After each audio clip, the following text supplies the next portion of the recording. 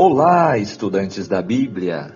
Bom dia, que a graça e a paz de Jesus esteja com você em mais um momento, em mais um dia de despertar com Deus. Vamos em frente em nossa jornada bíblica, Despertar com Deus. Hoje vamos estudar o capítulo 2 de 1 Reis. Este capítulo nos traz os últimos conselhos de Davi.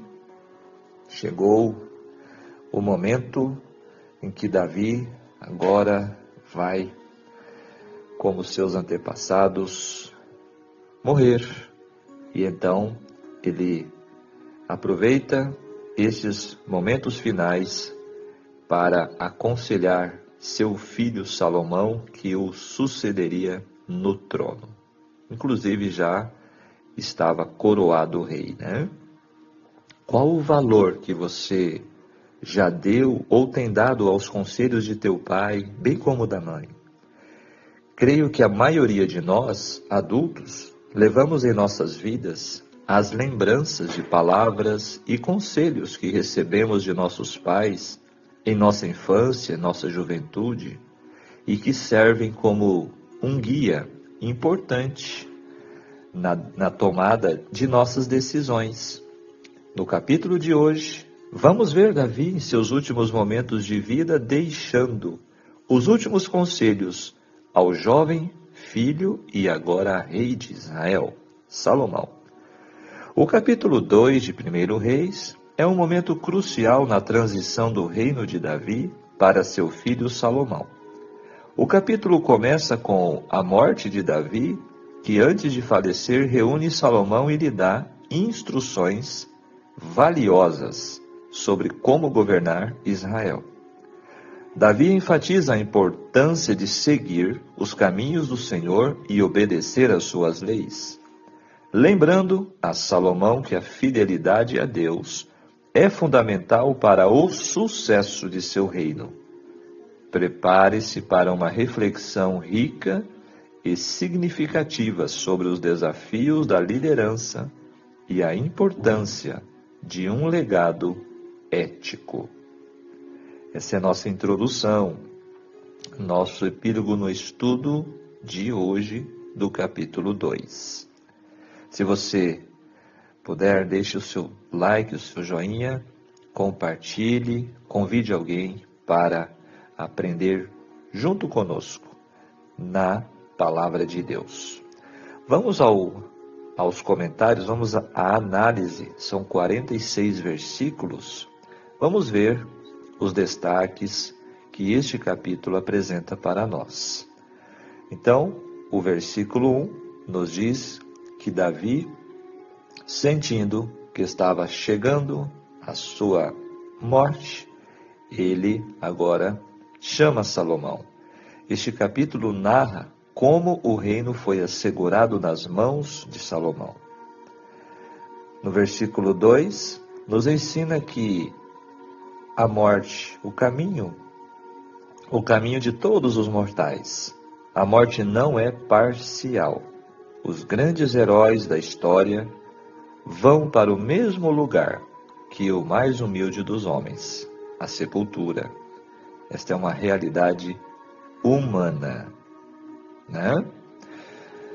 Interessante que Davi não pensou em si mesmo neste momento final de sua vida, mas em seu filho. Não pensou no passado, mas no futuro. Olha que importante. No verso 3, ele destaca a obediência à lei. O título se aplica aos 5 primeiros livros da Bíblia, Torá, né? A lei de Moisés.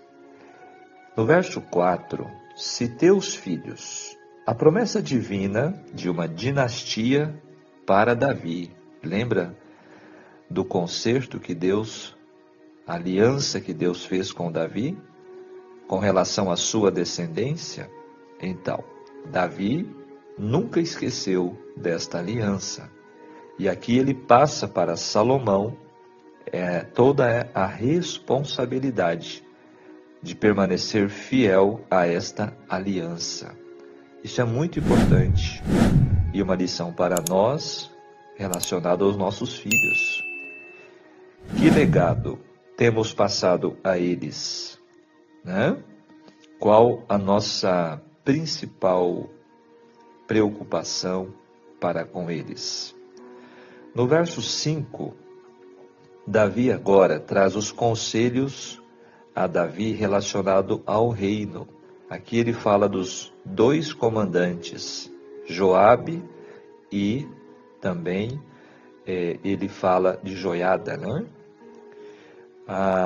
Aqui vem trazendo também o verso 7, a lembrança de Barzilai. Este homem ajudou Davi de forma altruísta durante a revolta de Absalão.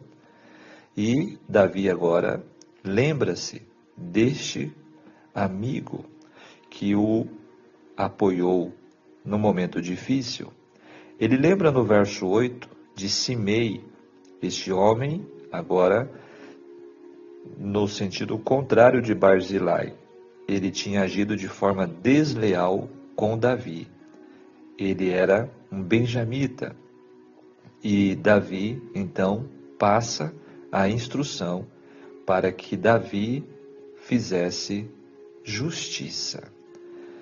No verso 10, declara que Davi descansou. Davi agora morreu e foi sepultado na cidade, né, de Davi.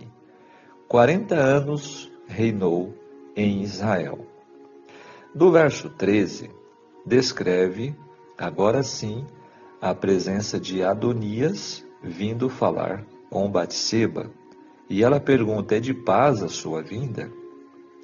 Adonias, então, na tentativa de resgatar o trono, ele pede por mulher a Abisag. Este pedido dele equivale a tomar o trono de Salomão, de acordo com a cultura da época.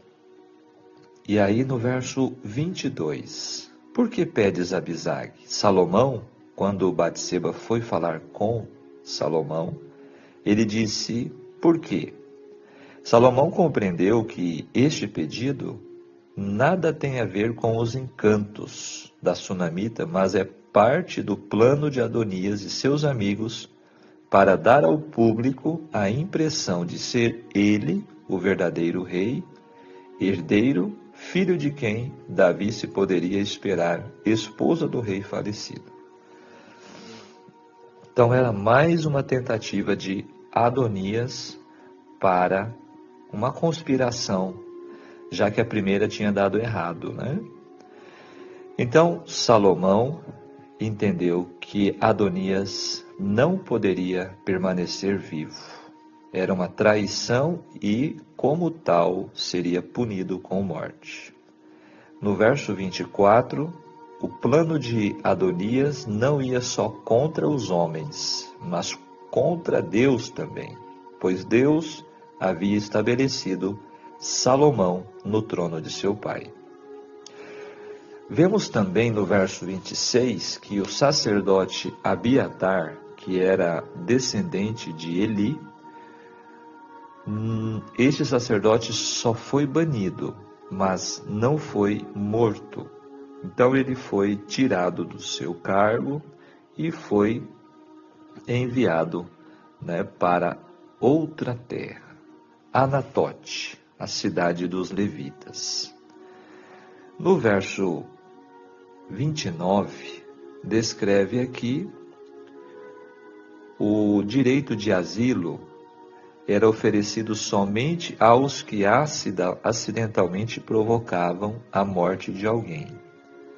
Nesse incidente, Salomão acha uma ocasião apropriada para cumprir as ordens de seu pai, Davi.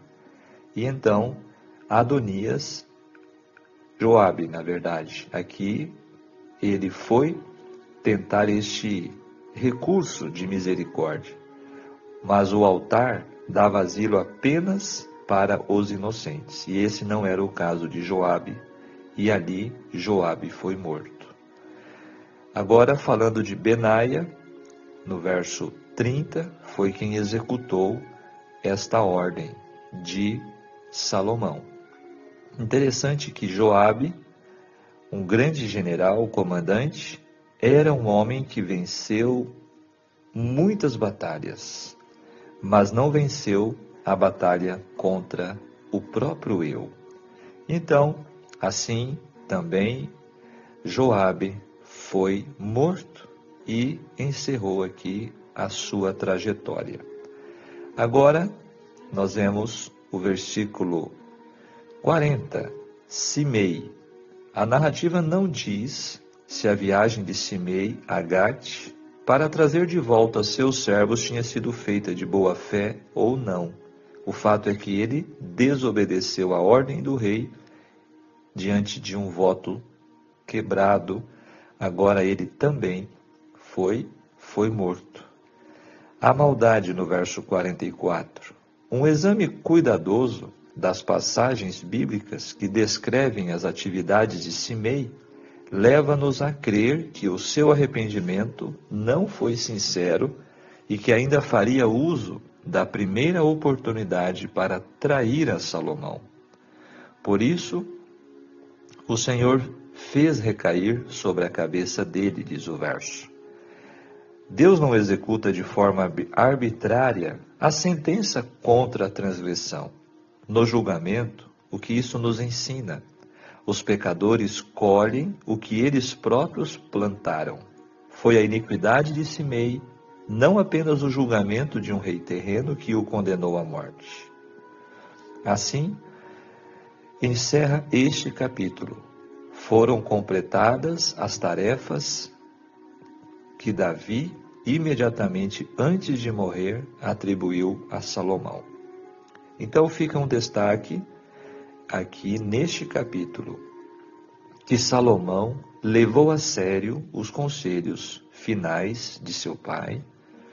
Interessante que Davi disse ser homem, para Salomão, que ele tivesse realmente uma atitude firme, uma atitude corajosa, que agisse como homem no trono de Israel.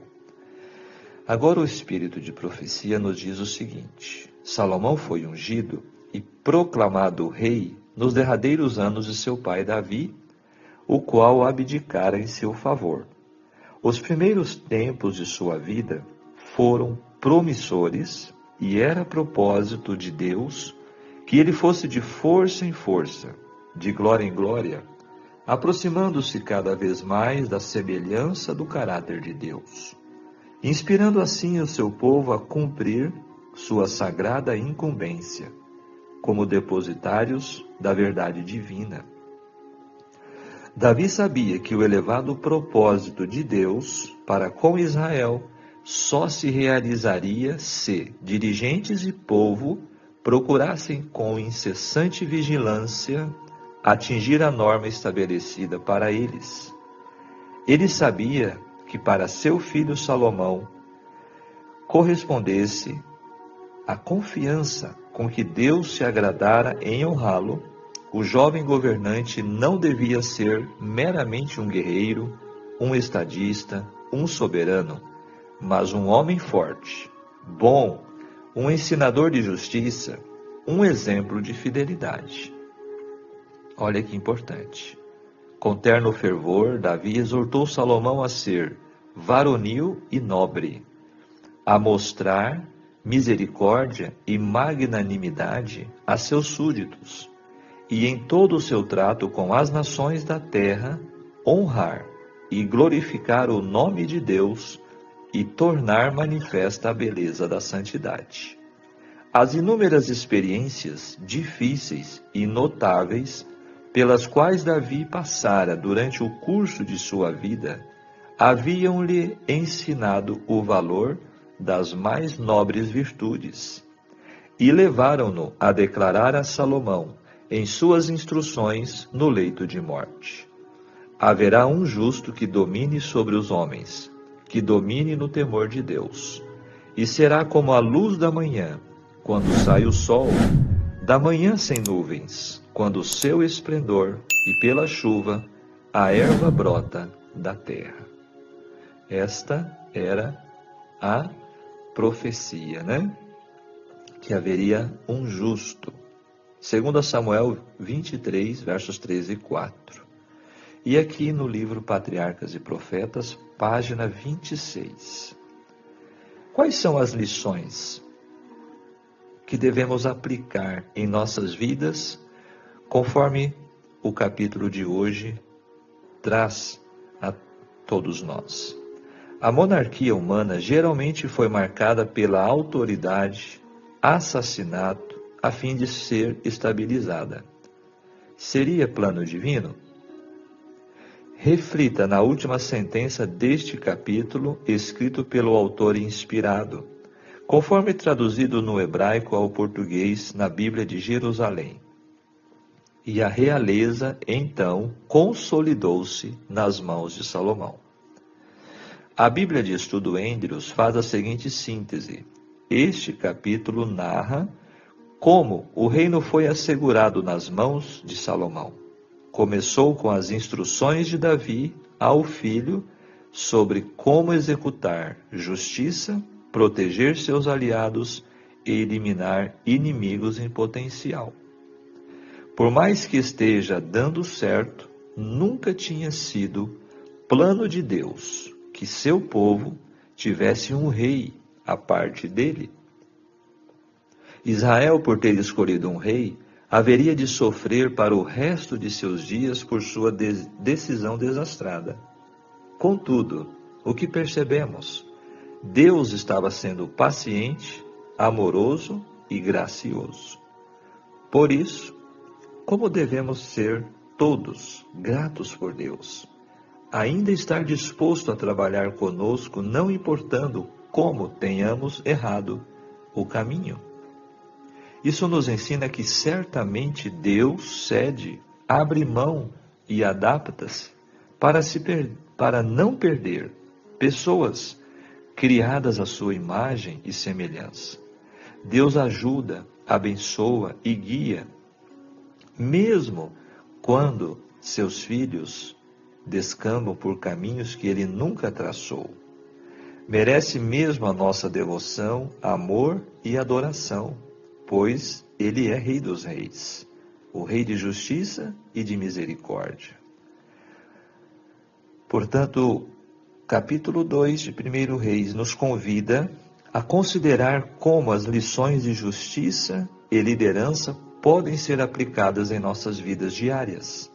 Uma das primeiras reflexões que surgem é sobre a importância de ser firme em nossas convicções. Assim como Davi instruiu Salomão a ser homem, devemos também nos esforçar para sermos corajosos em nossas decisões e ações. Em momentos de dificuldade ou incerteza, é vital que mantenhamos nossa integridade e estejamos dispostos a agir de acordo com nossos valores. Outra aplicação prática é a necessidade de buscar a justiça em nossas interações. Davi enfatizou a importância de lidar com a deslealdade de forma justa, e isso nos ensina que devemos ser justos em nossas relações pessoais e profissionais. Isso pode significar confrontar comportamentos desleais ou injustos em nosso ambiente. Como foi com Salomão, devemos buscar sempre a equidade e a verdade, mesmo que isso exija coragem. A obediência aos mandamentos de Deus e a preparação da próxima geração são fundamentais para garantir um futuro sólido e justo. Ao refletirmos sobre essas lições, somos desafiados a aplicar esses princípios em nossas vidas diárias, buscando sempre agir com coragem, justiça e integridade, promovendo um legado positivo para aqueles que nos sucederão. Nisto vigiemos e oremos. Amém? Olha só, Capítulo 2, então, traz estes ensinamentos a mim e a você. Seguir, pensamento do dia, seguir os planos divinos é melhor que lutar por nossas maiores ambições humanas. Ignorar estes planos significa assinar nosso fracasso. Que Deus nos abençoe, que possamos ser fortes, corajosos em obedecer os mandamentos de Deus, em seguir os planos de Deus para as nossas vidas e de nossos filhos, de nossos descendentes. Preciosas lições que este capítulo traz para nós. Amém? Vamos falar com Deus. Maravilhoso Deus e querido Pai Celestial, graças te damos, Senhor, pela tua misericórdia que se renova mais um dia, mais uma manhã. Obrigado, Senhor, pelo despertar contigo, por poder receber a tua palavra, os teus conselhos, as tuas exortações a nós.